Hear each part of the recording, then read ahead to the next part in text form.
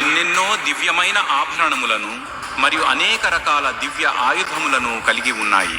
ఆ స్వరూపము తన శరీరముపై అనేక మాలలను కలిగి ఉంది మరియు దివ్య సుగంధ పరిమళ భూరితమై గుబాళిస్తున్నది. మహాద్భుతమైన అనంతమైన ఈశ్వరునిగా సర్వత్రా తన ముఖము కానీ నా యొక్క విశ్వరూపమును నీ ప్రాకృతిక కళ్ళతో చూడలేవు. కాబట్టి నీకు దివ్య దృష్టిని ప్రసాదిస్తున్నాను. నా యొక్క మహాద్భుత వైభవమును దర్శించుము. సంజయుడు పలికెను, ఓ మహారాజా, ఇట్లు పలికిన పిదప ఆ యోగేశ్వరుడైన శ్రీకృష్ణుడు తన యొక్క దివ్యమైన మరియు వైభవోపేతమైన రూపమును అర్జునుడికి చూపెను. ఆ యొక్క విశ్వరూపములో అర్జునుడు అనంతమైన ముఖములు మరియు కనులను దర్శించాడు. అవి ఎన్నెన్నో దివ్యమైన ఆభరణములను మరియు అనేక రకాల దివ్య ఆయుధములను కలిగి ఉన్నాయి. ఆ స్వరూపము తన శరీరముపై అనేక మాలలను కలిగి ఉంది మరియు దివ్య సుగంధ పరిమళ భూరితమై గుబాళిస్తున్నది. మహాద్భుతమైన అనంతమైన ఈశ్వరునిగా సర్వత్రా తన ముఖముతో తనను తాను వ్యక్తపరుచుకున్నాడు. ఆకాశములో 1000 మంది సూర్యులు ఒకే సమయంలో ప్రకాశించిన ఆ మహోన్నత రూపము యొక్క తేజస్సుకు సాటి రావు. అక్కడ దేవదేవుని శరీరము యందు సమస్త బ్రహ్మాండములన్నీ ఒక్కచోటే ఉన్నట్టు అర్జునుడు దర్శించాడు. అప్పుడు పరమాశ్చర్యమునకు లోనై రోమములు నిక్కబొడుచుకున్నవాడైన అర్జునుడు చేతులు జోడించి తల వంచి నమస్కరిస్తూ భగవంతుడిని ఈ విధంగా స్తుతించాడు. ఓ శ్రీకృష్ణ, నీ దేహము యందు నేను సకల దేవతలను ఎన్నెన్నో ప్రాణికోటి సమూహములను దర్శిస్తున్నాను. కమలము యందు కూర్చుని ఉన్న బ్రహ్మదేవుడిని, శివుడిని, అందరు ఋషులను మరియు దివ్య సర్పములను చూస్తున్నాను. అసంఖ్యాకమైన చేతులతో, ఉదరములతో, ముఖములతో మరియు కళ్ళతో ఉన్న నీ యొక్క అనంతమైన రూపములను అన్ని దిశలలో చూస్తున్నాను.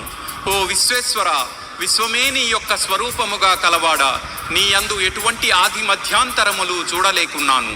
కిరీటముతో చక్రగద ఆయుధములు కలిగి సర్వత్రా ప్రకాశించుచున్న నీ యొక్క ఆశ్చర్యచకిత స్వరూపమును దర్శిస్తున్నాను. సూర్యునిలా అన్ని దిశలలో అగ్నిని విరజిమ్ముతున్న నీ తేజస్సుచే నిన్ను చూడటానికి కష్టతరంగా ఉన్నది. నీవే అనస్వరమైన పరమేశ్వరుడవు అని వేదములచే ప్రతిపాదింపబడిన పరమ సత్యము అని తెలుసుకున్నాను. నీవే సమస్త సృష్టికి ఆధారము, నీవే సనాతన ధర్మమునకు నిత్య రక్షకుడవు, నీవే నిత్య శాశ్వతమైన సర్వోత్కృష్ట భగవంతుడవు. నీవు ఆది మధ్య అంతము లేనివాడవు. నీ శక్తి అపరిమితమైనది. నీకు అనంతమైన బాహువులు కలవు. సూర్యచంద్రులు నీ నేత్రముల వంటివి మరియు అగ్ని నీ నోరు వంటిది. సమస్త సృష్టిని నీ తేజస్సుచే వెచ్చగా ఉత్తేజపరుచుతున్నటువంటి నిన్ను నేను దర్శిస్తున్నాను. దివి నుండి భువి వరకు గల మధ్య ప్రదేశమంతా మరియు అన్ని దిశలలో కూడా నీవే వ్యాపించి ఉన్నావు.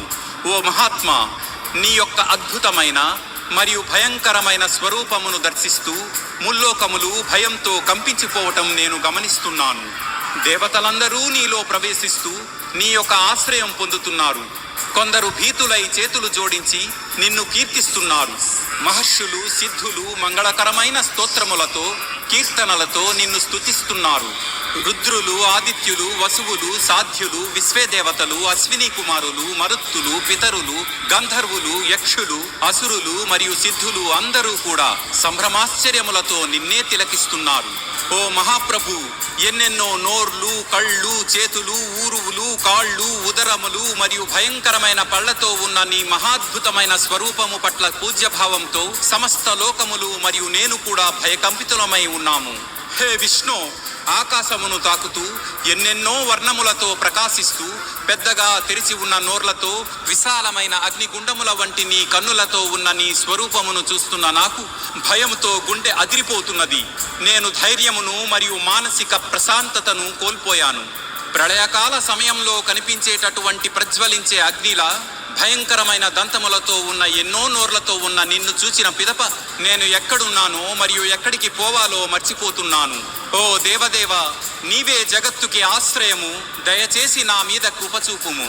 ధృతరాష్ట్రుడి కుమారులందరూ వారి సహచర రాజులతో సహా భీష్ముడు, ద్రోణాచార్యుడు, కర్ణుడు ఇంకా మన పక్షమున ఉన్న యోధులు కూడా తలకిందులుగా నీ భయంకరమైన నోళ్లలోనికి త్వరితగతిన ప్రవేశిస్తున్నారు.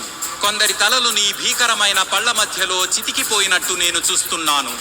ఎన్నో నదుల నీటి తరంగాలు సముద్రములోనికి వేగంగా పారుతూ వచ్చి కలిసిపోయినట్లు ఈ గొప్ప గొప్ప యోధులు అందరూ నీ ప్రజ్వలించే నోర్లలోనికి ప్రవేశిస్తున్నారు. అగ్గి పురుగులు ఎలాగైతే అత్యంత వేగముతో వచ్చి మంటలో పడి నాశనం అయిపోతాయో, ఈ యొక్క సైన్యములు కూడా నీ నోర్లలోనికి ప్రవేశిస్తున్నారు. నీ యొక్క భయంకరమైన నాలుకలతో అన్ని దిక్కులా ఎన్నెన్నో ప్రాణులను గ్రసించి వేస్తూ నీ యొక్క ప్రజ్వలిత నోళ్లతో వారిని కబళించి వేస్తున్నావు. హే విష్ణు, నీవు సమస్త జగత్తును నీ యొక్క భయంకరమైన సర్వవ్యాప్తమైన తేజో కిరణాలతో తపింపచేయుచున్నావు. నీవెవరో తెలియజేయుము. ఓ భయంకర రూపము కలవాడా, ఓ దేవదేవ, నీ ముందు ప్రణమిల్లుతున్నాను. దయచేసి నాపై కృపచూపుము. సమస్త సృష్టికి ముందే ఉన్న నీ గురించి నీవెవరో తెలుసుకోగోరుతున్నాను. ఎందుకంటే నీ స్వభావము మరియు వ్యవహారమును నేను అర్థం చేసుకోలేకున్నాను. శ్రీ భగవానుడు ఇలా పలికెను: నేనే మహాకాలమును, సమస్త లోకములను సర్వనాశనము చేసే మూల కారణమును. నీ యొక్క ప్రమేయం లేకున్నను ప్రతిపక్షమున నిలిచి ఉన్న యోధుడు ఎవ్వరూ మిగలరు. కాబట్టి ఓ సవ్యసాచి, లెమ్ము, కీర్తిని పొందుము, శత్రువులను జయించుము, మరియు సర్వసంపదలతో ఉన్న సామ్రాజ్యమును అనుభవించుము. ఈ యోధులు ఇంతకు పూర్వమే నాచే సంహరింపబడి ఉన్నారు. కేవలం నా పనిలో ఒక పనిముట్టుగా ఉండగలవు. ద్రోణాచార్యుడు, భీష్ముడు, జయద్రథుడు, కర్ణుడు, ఇంకా ఇతర వీరయోధులు అందరూ నాచే ఇప్పటికే సంహరింపబడ్డారు. కాబట్టి వ్యాకుల పడకుండా వారిని అంతం చేయుము. కేవలం పోరాడుము. నీవు ఈ యుద్ధములో శత్రువులపై విజయం సాధిస్తావు. సంజయుడు పలికెను. కేశవుడు పలికిన మాటలు విన్న తరువాత అర్జునుడు భీతితో వణికిపోయాడు. చేతులు జోడించి శ్రీకృష్ణుడి ఎదుట వంగి నమస్కరిస్తూ భయము ఆవరించి గద్గద స్వరముతో ఇలా పలికెను: ఇంద్రియములకు అధిపతి అయిన హే హృషికేశ, సమస్త జగత్తు నిన్ను కీర్తించుచు ఆనందహర్షములతో ఉన్నది మరియు నీ పట్ల ప్రేమతో నిండిపోయినది. ఇది సముచితమే. రాక్షసులు భయముతో భీతిల్లి నీ నుండి దూరముగా అన్ని దిక్కులలో పారిపోతున్నారు మరియు ఎంతో మంది సిద్ధగణములు నీకు ప్రణమిల్లుతున్నారు. ఓ మహాత్మా, మూల సృష్టికర్త అయిన బ్రహ్మదేవుని కంటే ఉన్నతమైన వారు కూడా నీ ముందు ఎందుకు ప్రణమిల్లకూడదు?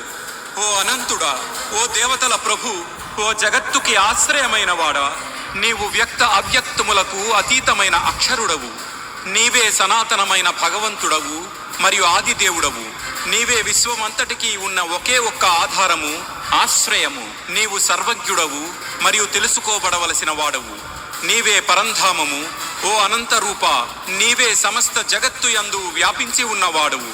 నీవే వాయుదేవుడవు, యమధర్మరాజువు, అగ్నిదేవుడవు, వరుణదేవుడవు మరియు చంద్రుడవు. నీవే సృష్టికర్త బ్రహ్మవు మరియు సర్వభూతముల పితామహుడవు. నీకు నేను వేలసార్లు నమస్కరిస్తున్నాను, మరల నమస్కరిస్తున్నాను. అనంతమైన శక్తి సామర్థ్యములు కల ప్రభు, నీకు ఎదురుగా ఉండి మరియు వెనక నుండి కూడా నమస్కరిస్తున్నాను. నిజానికి అన్ని వైపుల నుండి నమస్కరిస్తున్నాను. నీవు అనంతమైన సామర్థ్యము, పరాక్రమము కలిగిన వాడివై అన్నింటా వ్యాపించి ఉన్నావు. అందుకే సమస్తము నీ స్వరూపమే. నీవు నా సఖుడవు అనుకుంటూ ఆ చనువుతో నిన్ను ఓ కృష్ణ, ఓ యాదవ, ఓ నా ప్రియమిత్రమా అని పిలిచాను. నీ మహత్వము తెలియక నిర్లక్ష్యముగా అతి చనువుతో ప్రవర్తించాను. ఆడుకుంటున్నప్పుడు కానీ, విశ్రాంతి తీసుకుంటున్నప్పుడు కానీ, కూర్చున్నప్పుడు కానీ, భోజనం చేస్తున్నప్పుడు కానీ, ఏకాంతముగా ఉన్నప్పుడు కానీ, లేదా ఇతరుల సమక్షంలో కానీ, ఒకవేళ నీ పట్ల హాస్యానికైనా నేను అమర్యాదతో ప్రవర్తించినట్లయితే వాటన్నిటికీ నేను క్షమాపణలను వేడుకుంటున్నాను. నీవే సమస్త విశ్వమునకు చరాచర ప్రాణులన్నిటికీ తండ్రివి. నీవే సర్వశ్రేష్టమైన ఆరాధ్య యోగ్యుడవు మరియు సర్వోత్కృష్ట ఆధ్యాత్మిక గురుడవు. ఓ అసమానమైన శక్తి కలిగిన వాడా, ముల్లోకాలలో నీకు సమానులే లేనప్పుడు నిన్ను మించిన వారు మాత్రం ఎవరుంటారు? అందుకే ఓ ప్రభు, నీకు ప్రణమిల్లుతూ సాష్టాంగ ప్రణామం అర్పిస్తూ నీ కృప వేడుకుంటున్నాను. ఒక తండ్రి కొడుకుని సహించినట్టుగా, ఒక మిత్రుడు తన మిత్రుడిని క్షమించినట్టుగా మరియు ప్రేమించిన వారిని ప్రేమికులు మన్నించినట్టుగా దయచేసి నా అపరాధములను మన్నింపుము. ఇంతకు మునుపెన్నడూ చూడని నీ యొక్క విశ్వరూపమును చూసిన పిదప నేను పరమానందమును అనుభవిస్తున్నాను. అయినా సరే నా మనస్సు భయముతో వణుకుచున్నది. దయచేసి నాపై కృప చేయుము మరియు తిరిగి మరల నీ యొక్క ప్రసన్నమైన స్వరూపమును చూపుము. ఓ దేవదేవ, ఓ జగత్తుకు ఆశ్రయమును ఇచ్చేవాడా, ఓ 1000 చేతులు కలవాడా, నీవే మూర్తీభవించిన జగత్తు అయినా కిరీటము ధరించి చక్రమును గదను కలిగి ఉన్న నీ యొక్క చతుర్భుజ రూపములో నిన్ను చూడగోరుతున్నాను. శ్రీ భగవానుడు పలికెను, అర్జున, నీ చేత ప్రసన్నుడనై నా యోగమాయా శక్తి ద్వారా నా యొక్క తేజోవంతమైన అనంతమైన మరియు సనాతనమైన మూల విశ్వరూపమును నేను నీకు చూపించి తిని. నీకంటే ముందు ఈ రూపమును ఎవ్వరూ చూడలేదు. వేదముల అధ్యయనం వలన కానీ, యజ్ఞ యాగాదులు చేయటం వలన కానీ, తపస్సులు దానాల వలన కానీ, తీవ్ర నియమనిష్టలను ఆచరించటం వలన కానీ ఏ మానవుడు కూడా నీవు చూసిన దాన్ని ఇప్పటి వరకు చూడలేదు. ఓ కురుయోధ శ్రేష్ఠుడా, నా యొక్క ఈ భయంకర రూపమును చూసి భయపడవద్దు, భ్రాంతికి లోను కావద్దు. భయరహితముగా ప్రసన్న చిత్తముతో మరొకసారి నా యొక్క స్వరూపమును చూడుము. సంజయుడు ఇలా పలికెను. ఈ విధముగా పలికిన పిదప దయాళువైన వసుదేవుని తనయుడు తన యొక్క చతుర్భుజ సాకార రూపమును మరల చూపించెను. తదుపరి సౌమ్యమైన 2 భుజముల రూపమును స్వీకరించి భీతిల్లిన అర్జునుడిని మరింత శాంతింపజేసెను. అర్జునుడు ఇలా అన్నాడు, ఓ శ్రీకృష్ణ, నీ యొక్క సౌమ్యమైన మనుష్య రూపము చూసి నా ప్రశాంతతను మళ్ళీ పొందాను మరియు నా మనస్సు సహజ స్థితికి వచ్చింది. శ్రీ భగవానుడు పలికెను, నీవు చూసే నా యొక్క రూపము దర్శనం పొందటం ఎంతో దుర్లభమైనది. దేవతలు కూడా దీనిని చూడాలని ఆకాంక్షిస్తుంటారు. వేదాధ్యయనము వలన కానీ, తపస్సుల వలన కానీ, దాన ధర్మాల వలన కానీ, లేదా యజ్ఞముల వలన కానీ నేను నీవు ఇందాక చూసినట్టుగా కనిపించను. ఓ అర్జున, అనన్యమైన భక్తి చేత మాత్రమే నేను నీ ముందే నిల్చుని ఉన్న నన్నుగా యథార్థముగా తెలుసుకోబడతాను. ఓ పరంతప, అందువలన నా దివ్య దృష్టిని పొందిన పిదప నాతో ఏకీభావ స్థితిని పొందవచ్చు. ఎవరైతే అన్ని కర్మలను నా కొరకే చేస్తారో, నాపైనే ఆధారపడతారో మరియు నా పట్ల భక్తితో ఉంటారో, మమకారాసక్తులు లేకుండా ఉంటారో, సర్వభూతముల పట్ల విరోధభావము లేకుండా ఉంటారో, అటువంటి భక్తులు తప్పకుండా నన్నే చేరుకుంటారు. ఇది ఉపనిషత్తుల సారాంశము, బ్రహ్మ విద్య, యోగశాస్త్రము, శ్రీకృష్ణార్జున సంవాదము అయిన శ్రీమద్ భగవద్గీతలోని విశ్వరూప దర్శన యోగం అను 11వ అధ్యాయం.